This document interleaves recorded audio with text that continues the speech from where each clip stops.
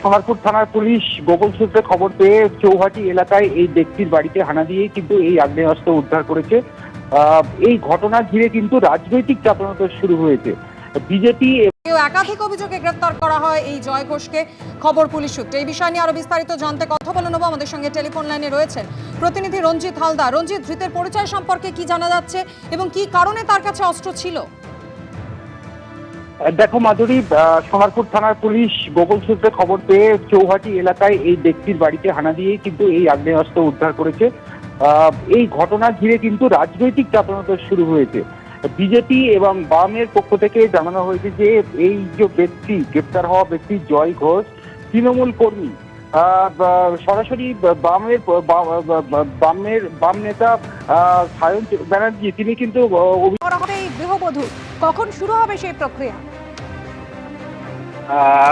আজকে সকাল নাগাদ ঘটনাস্থলে ম্যাজিস্ট্রেটের উপস্থিতিতে ফের মৃতদেহ তোলা হয় এবং এমসে ময়নাতদন্তের জন্য ইতিমধ্যেই সেখান থেকে রওনা করিয়ে দিয়েছেন। স্থানীয় পুলিশ আধিকারিকরাও সেখানে উপস্থিত ছিলেন এবং ওই মৃতার পরিবারের লোকজনের অভিযোগ যে প্রথমবার যে ময়নাতদন্ত হয়েছিল সেই ময়নাতদন্ত তাদের মনোপ্রদ হয়নি এবং তারা বারবার দরবার করেছেন এই ময়নাতদন্তকে পুনরায় করার জন্য। তারা তাদের কথা না শোনায় তারা হাইকোর্টের দ্বারস্থ হয়েছিল। হাইকোর্টের নির্দেশেই আজকে সকালবেলায় সেই মৃতদেহ তোলা হয় এবং সেই মৃতদেহর যে রয়েছে অংশ আরজি করে দুর্নীতির তদন্ত শ্রীরামপুরের তৃণমূল বিধায়ক, রাজ্য মেডিকেল কাউন্সিল সভাপতি সিথির বাড়িতে সিবিআই তদন্তে সহযোগিতা করা হচ্ছে জানালো সুদীপ্ত রায়ের পরিবার।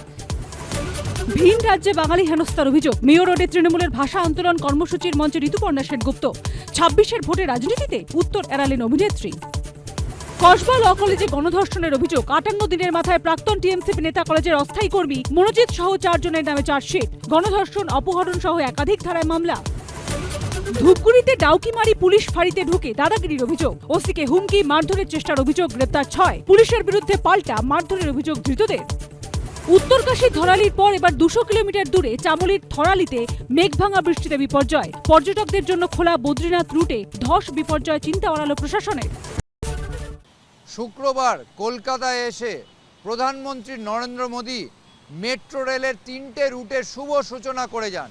আর আজকে আমরা দেখতে পাচ্ছি যে ঋত্বিক ঘটক মেট্রো স্টেশন, সেই যেগুলোর সূচনা করা হয়েছে তার মধ্যে অন্যতম একটি স্টেশন, সেখানে পোস্টার লাগানো হয়েছে তৃণমূলের পক্ষ থেকে।